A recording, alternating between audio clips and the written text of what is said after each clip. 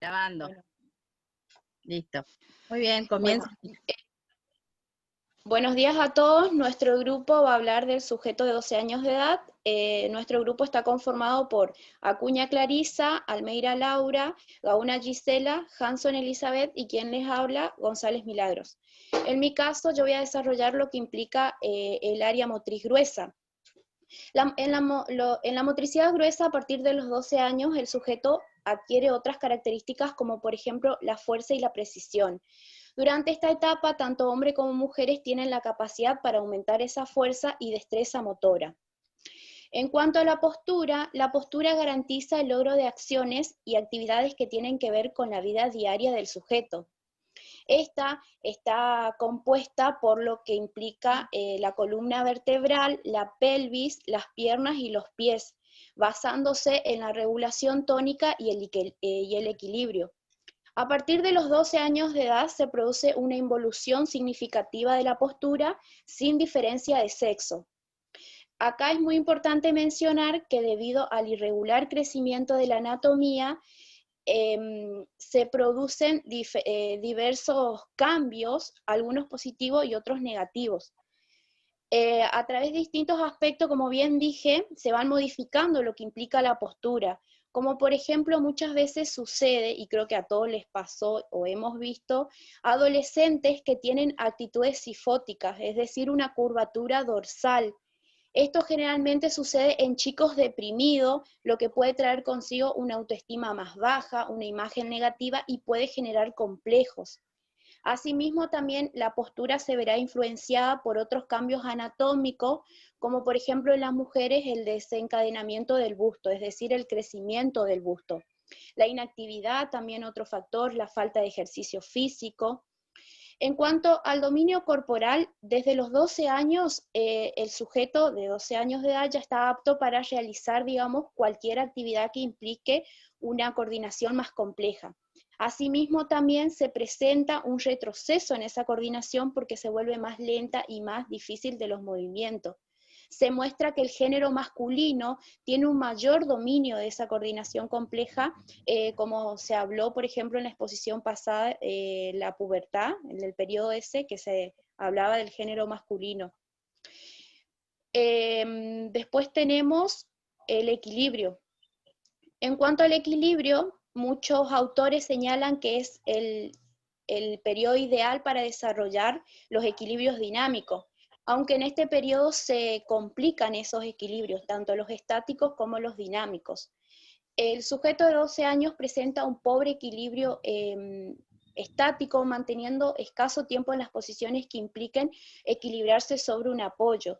Asimismo, digamos, estas dificultades también son extensivas para lo que implica el equilibrio estático, en donde los tipos de locomoción son factores que pueden aumentar o modificar el equilibrio, los problemas de equilibrio.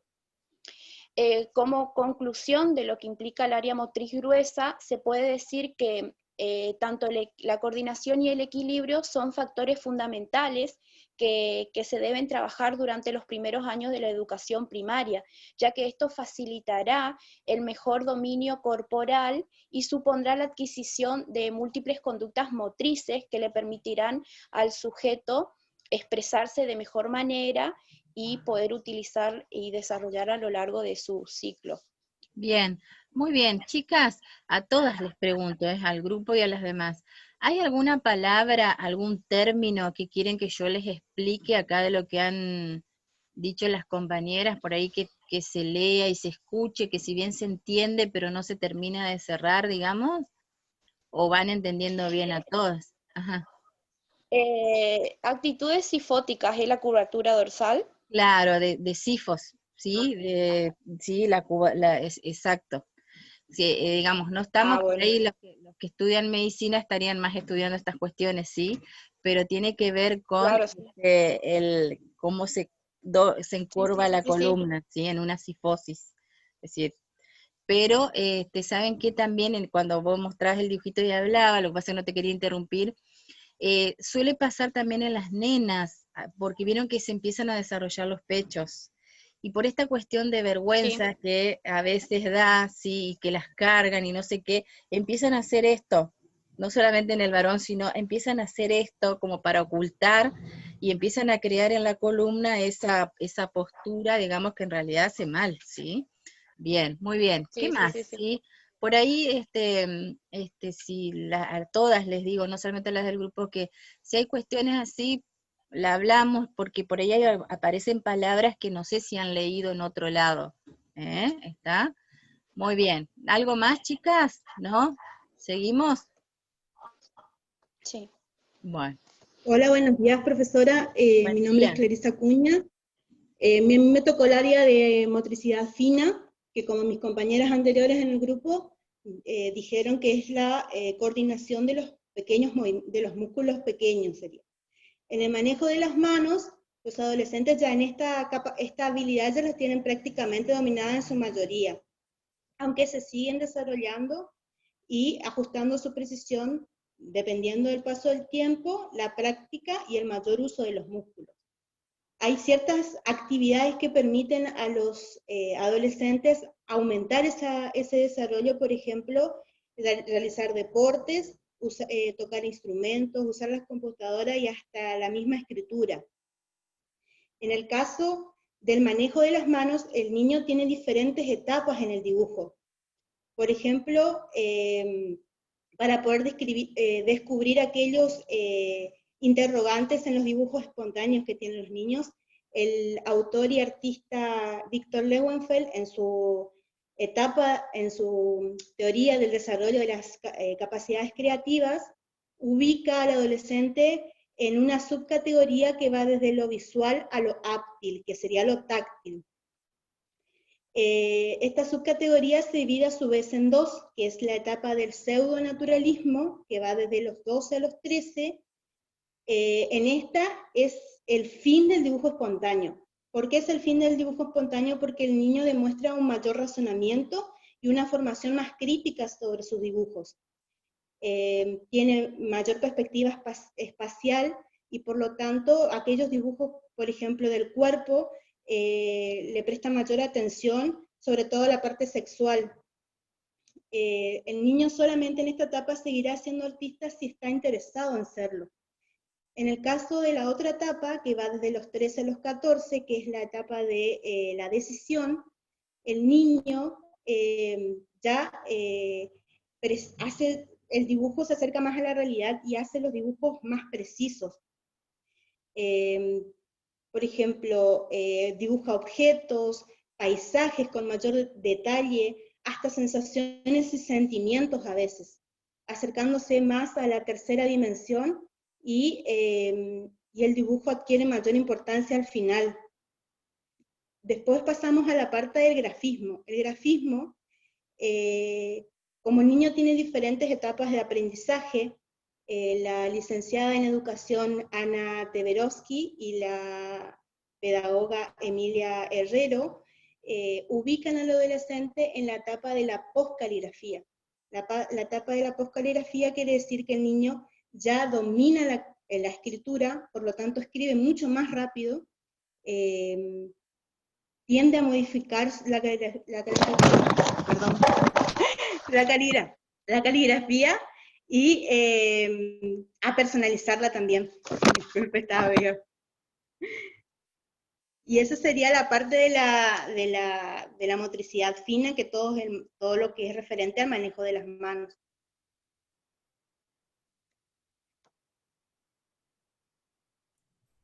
Bueno, en cuanto al área cognitiva, Todo bien, y estoy hablando con el micro, les estoy hablando y Sí, con el micrófono apagado. apagado. Sí. Vuelvan un poquito al dibujo ahí, a ver. Vuelvan al dibujo, ¿vieron? Bien, voy a sacar yo acá esto un poquito, ahí está. Vieron que aparecen más dimensiones, ¿eh? Y vieron no solamente lo que sabe, sino también las sensaciones que representa ese dibujo, ¿eh? El perfil, la idea de movimiento, ¿sí? La idea por ahí de tridimensionalidad, ¿eh? Y la letra, fíjense que en realidad, si bien a lo mejor teníamos algunos que hacían una letra un poco más prolija, otra vez vuelve como una cierta desprolijidad, porque la idea no es hacer linda la letra, sino escribir cada vez más rápido. Claro, porque la exigencia ya son más en la Claro. escuela, entonces, como por ahí no tiene mucho tiempo, escribe ya a su manera y él no mantiene por ahí lo que escribe. Hay muchas Claro. madres que no entienden. Fíjense que no pierde tiempo en borrar, ¿sí? Claro. Sino que simplemente ahí cuando dice le dijo, le pone le y le encajó ahí una, una línea como para separar, decir que va separado y listo, ¿sí? ¿Está? Lo mismo por ahí suelen aparecer en la época de la adolescencia, avanzando los 12 años, los corazoncitos en la I, en vez de círculo o puntitos son corazones. Claro, por eso dice que lo personaliza, porque lo Bien, hace a su manera o lo bien, modifica, sería. sí, lo modifica. Muy bien. Bueno, chicas, sí, sigamos. Muy bien. Bueno, en cuanto al área cognitiva, nosotros habíamos dividido, ¿verdad?, en varias cosas que debíamos enfocarnos, y en cuanto al pensamiento, se pasa de lo que es el pensamiento concreto del niño que está de las edades anteriores a lo que es el pensamiento formal. Este pensamiento formal tiene varias características. Dentro de ellas decimos que es de mayor rigor en cuanto al razonamiento y de una mayor autonomía. Este pensamiento formal representa la etapa o los estadios de las operaciones formales. Este estadio de las operaciones formales tiene una característica principal, que sería que es el estadio final del desarrollo cognitivo del sujeto. Es decir, todo lo que no germina en esta etapa, el sujeto no lo va a poder lograr más adelante. Y algunas de las características de este pensamiento es que los chicos tienen la capacidad para pensar sobre el mundo posible, es decir, dejan lo concreto y comienzan a pensar sobre, a generar hipótesis o cosas que pueden suceder más adelante. También empiezan a pensar sobre los hechos con antelación, esto más o menos va relacionado. Pensar sobre los hechos con antelación es decir, si yo realizo cierta actividad, ¿qué me puede pasar? ¿Cuáles van a ser las consecuencias de esto? También puede generar hipótesis y contrastarlas. Ahí están justo con una moto afuera, no sé si se escucha. Sí, pero no Bueno, importa, porque se escucha más tu voz que la moto. Está. bueno. Generar una hipótesis y contrastarla. Él puede generar varias hipótesis y contrastar estas entre sí para saber cuál puede ser la más acertada que puede tener, cuál puede ser el camino al que yo tengo que seguir si quiero lograr ciertos resultados. También tiene la capacidad de pensar sobre el pensamiento y no solo sobre el suyo y ser crítico sobre lo que él piensa, sino también con los demás. Él puede pensar sobre el pensamiento de los demás y en esta edad se caracteriza por ser muy críticos con el pensamiento de los demás. También tiene la capacidad de replantearse aspectos ideológicos de la vida. Bien, En esta Laura, etapa, te por corto un ejemplo, poquito. La capacidad ajá, de pensar sobre el pensamiento se la suele llamar también metacognición. Es decir, ajá, más allá del conocimiento, es decir, esta capacidad de pensar sobre cómo conocí, pensar sobre cómo aprendí, viste, también está el metaaprendizaje, es decir, más allá de, ¿sí? Y es una capacidad que empieza en esta etapa, ¿sí? Que empieza bien en esta etapa, si bien podríamos como docentes o deberíamos como docentes cultivar eso desde el niño pequeño, es decir, bueno, ponerme a pensar cómo aprendí, cómo conocí, cómo llegué a esto, ¿sí? ¿Está? claro. Muy Y bien. se da gracias a la abstracción, eso me olvidé de aclarar, se da gracias a la abstracción que el sujeto puede llegar a hacer en esta etapa. Bueno, decía entonces, pues tienes la capacidad de replantearse aspectos ideológicos de la vida social, por ejemplo, en esta etapa se da el ateísmo, empieza a elegir sus partidos políticos, por ejemplo, sus luchas sociales, con cuál se identifica. Y después tenemos en cuanto al razonamiento. Bueno, acá Piaget, justamente es lo que hablaba antes, decía que es el punto más alto que alcanza cualitativamente todos los individuos en su desarrollo intelectual. Es decir, aquí germinan todos los procesos deductivos o hipotéticos que él manejará como adulto. Todo lo que germina aquí o lo que no germina acá no va a poder ser más adelante. O sea, acá no hay una etapa posterior a esto. Y en cuanto al esquema corporal, Bien, alto, alto, stop. Espérate que ajá, vamos a razonar un poquito. Muy bien.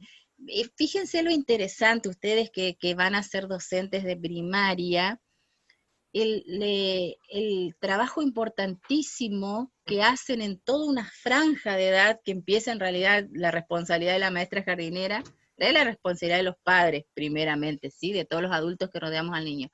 Pero como sistema educativo, fíjense lo que acaba de decir la compañera, es decir, lo que no se alcanzó va a ser muy difícil que se alcance después. Porque una, por la cuestión desde la neurobiología de la plasticidad del sistema nervioso central. Los primeros años de vida, desde jardín hasta la primera niñez, el cerebro está en plena plasticidad, adaptación, ¿sí? Fíjense si al niño no le brindamos lo que realmente necesita o no lo estimulamos para que razone, para que critique, para que piense, no le damos la oportunidad de ejercitar su lenguaje, su vocabulario, de hablar, de comunicarse. Después tenemos adultos que en realidad les cuesta toda esta parte, y es lógico porque no tuvieron oportunidad de eso. Tal vez después enganchemos esto con lo que vienen las chicas que van a venir con la cuestión del adulto, ¿sí? La enseñanza en el adulto.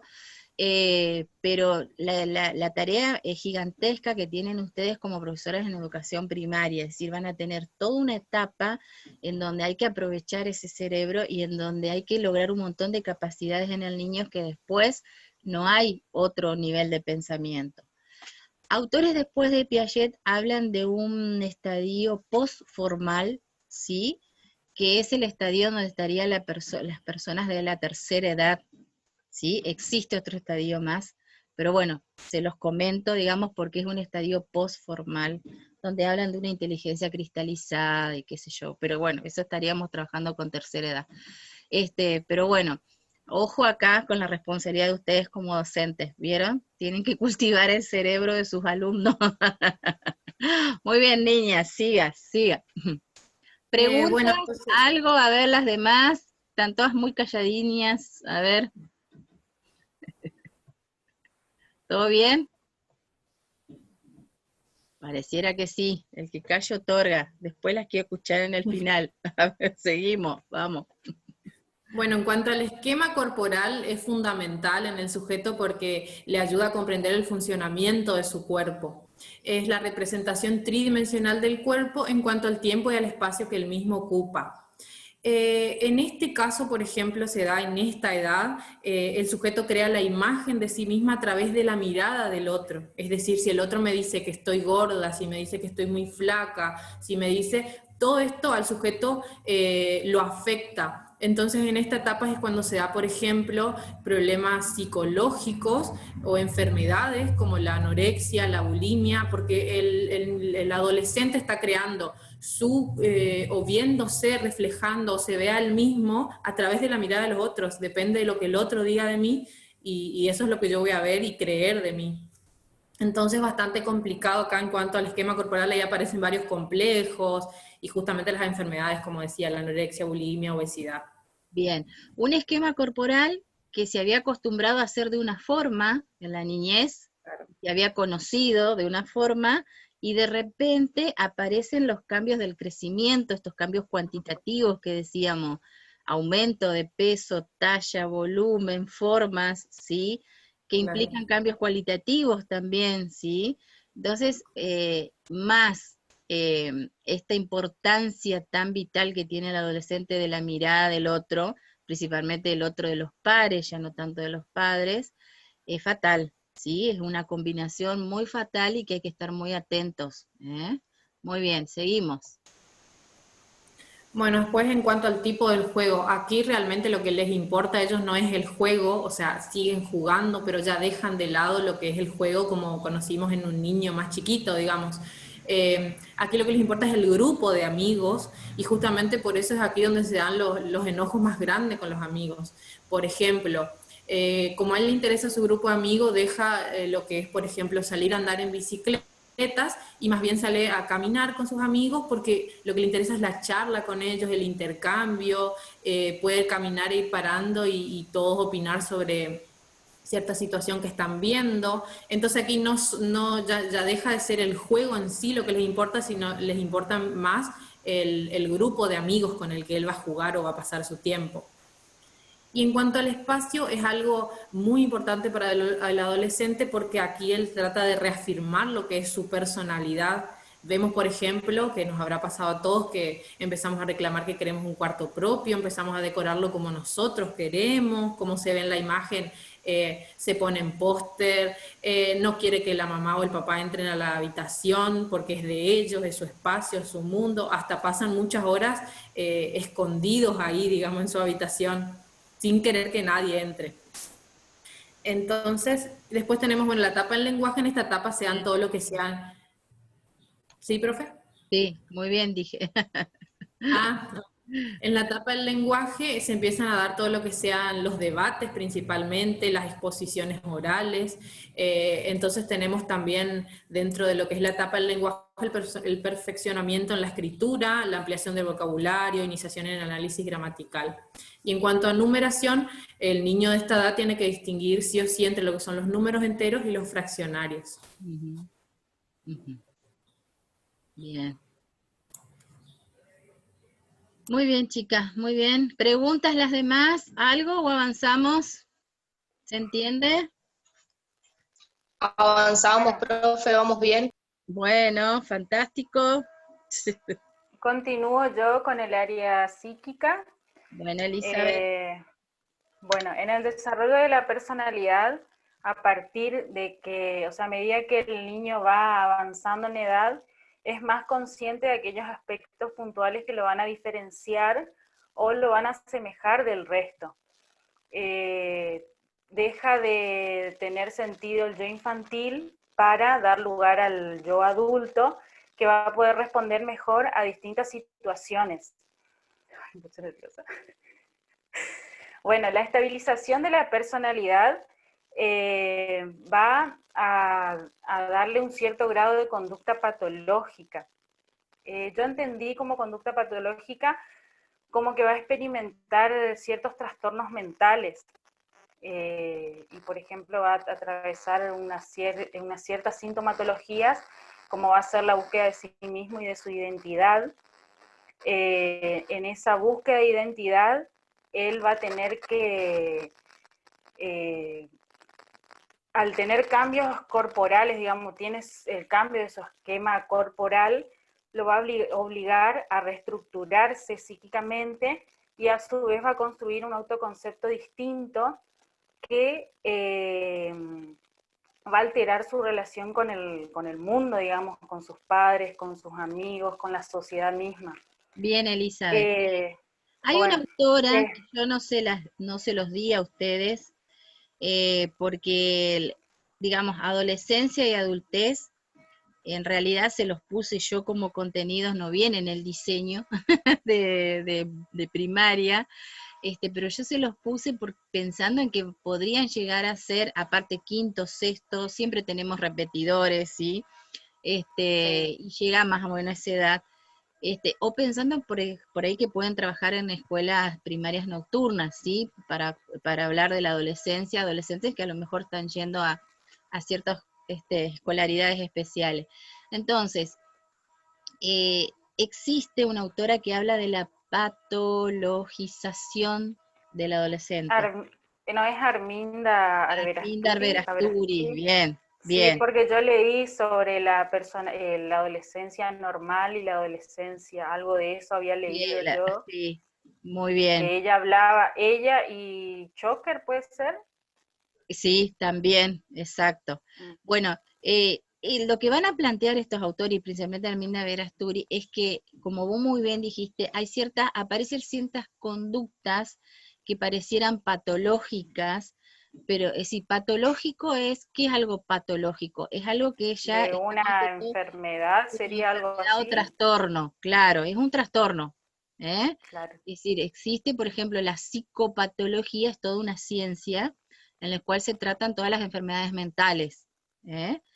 Entonces, aparecen ciertas cuestiones, como por ejemplo la depresión. La depresión como patología, como enfermedad existe.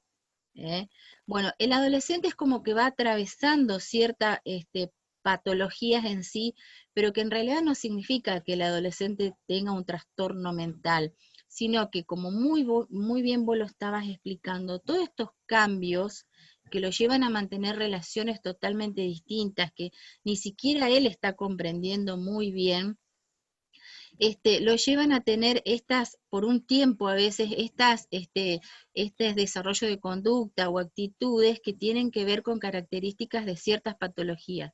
Uno, por ejemplo, la depresión, y se habla de la depresión. Claro, yo lo leí que son características que son tomadas normales en la etapa de la adolescencia, Bien. digamos. Bien, exacto. Digamos, digamos, de verlos tirados, que no quieren hacer nada, ¿sí? No podés decir, ay, mi hijo está depresivo, pobre mi hijo que está depresivo. No, forma parte de su mundo adolescente, como en algún momento los vas a ver tipo maníaco, exaltado, ¿sí? De energía y de euforia y de que no sé qué, y al otro día te desmantás con un docente abúlico que ni te habla ni te contesta, ¿sí? Son todas Sí, tal patologías que cual. estoy nombrando yo, ¿sí? Yo tengo a mi hermana que está en esa etapa, digamos, que es como que no le importa nada. Claro, Mi mamá se enoja con ella y yo le digo, no, porque ella está en la etapa de la adolescencia. claro, son fases. Lo que pasa es que el mundo adulto tiene que estar atento porque también justamente en estos cambios adolescentes, en esta etapa del adolescente, a veces sí surgen patologías que se despiertan en estos periodos críticos. Una patología, por ejemplo, es la esquizofrenia. La esquizofrenia como trastorno mental a veces aparece en la adolescencia, como aparece, por ejemplo, en las mujeres después de tener un hijo, es decir, como en momentos de la vida que son bastante críticos o bastante cambiantes, entonces se despierta algo que el sujeto ya lo tenía. ¿eh? Pero, a ver, también considerar normal esto, es decir, entender que es algo normal que el adolescente tenga estos cambios así tan entendibles, pero tampoco dejarlos que hagan lo que quieran. Siempre hay que tener un Claro. equilibrio, ¿viste? Es decir, porque resulta que porque estoy como en una euforia, voy a tirar la casa por la ventana, voy a chocar el auto, No, es decir, hay una lógica para todo. O porque estoy deprimido, me voy a encerrar tanto, y no, salí un poco de tu cuarto, vení, igual hay que hacer cosas en la casa, qué sé yo, sí, porque hay que también sacarlos de eso. Si no, ahí sí puede ser que el adolescente, digamos, construya un muro y se encierre tanto que después nos lleve a otras cuestiones. ¿Se entiende esto? ¿Sí? Estos cambios que estamos hablando ahora, decir, bueno, profe, ¿por qué hablamos de todo esto? Y porque esto va a llegar al aula. Es decir, van a tener grupos totalmente apáticos, tirados contra los bancos, que al otro día van a estar tan eufóricos que no los pueden ni controlar, ¿sí? Y bueno, y entender que son estas fases, ¿sí? Que está atravesando. ¿Estamos? Bueno, ¿Estamos, continúo, chicas? profe. Sí, muy bien, muy bien. Bueno, el adolescente puede reaccionar de diferentes maneras en cuanto a la búsqueda de su identidad, digamos. Puede reaccionar con uniformidad que le va a dar seguridad, se va a identificar con el resto y va a depender también del grupo al que él pertenece, esa identificación, digamos. Puede tener una identidad negativa, ya que va a negar los valores que le fueron transmitiendo sus padres, y eso también se relaciona con la rebeldía. Puede tener una identificación agresiva, es decir, que va a adoptar características de alguna persona con la cual se haya relacionado, por ejemplo, y que haya actuado de manera agresiva con él. Entonces, como que él va a adoptar y después puede tener una pseudoidentidad. Yo eso no entendí de pseudoidentidad, quería saber si usted me podría explicar, Bueno, pero yo es como que entendí que va a expresar manifestaciones de lo que él quiere ser o lo que pudiera ser, sino que no va a resultar o sea, resultan de una identidad verdadera. Ajá. Primero, ¿se entiende? A todas les pregunto, no solo a vos, Elizabeth, pobre que estás hablando, sino a todas. ¿Se entiende lo que es identidad? Porque primero es eso, esa palabra. ¿Qué sería la identidad? Y lo que me identifica, o sea, lo que le Bien, lo identifica que me al identifica, lo sujeto. que me hace ser yo Cómo misma. soy, cómo, sí. Identidad es la mismicidad, es decir, es ser yo mismo, ¿sí? ¿Está? Es decir, mis gustos, mi nombre, mi apellido, mi historia, ¿sí? Que no es igual a otra historia, ¿sí? Lo genético, lo que traigo, lo que adopto de afuera, ¿sí? Entonces, bueno, el sujeto hasta ahora tenía una identidad infantil, es decir, el logro Claro. de una personalidad y de saber quién es, qué cosas le gustan, qué cosas no le gustan, ¿eh? ¿Está? Y de un rol asegurado, el rol de niño. Al Bueno, atravesar los cambios puberales, a partir de los cambios puberales, ¿sí? La adolescencia se va a caracterizar por el logro de la identidad. Es decir, todo eso que me era familiar, desde mi cuerpo hasta mis papás, hasta mis gustos, ya no los encuentro más. No encuentro mi cuerpo de niño, encuentro mi cuerpo de adolescente. por ¿Eh? eso surgen los duelos.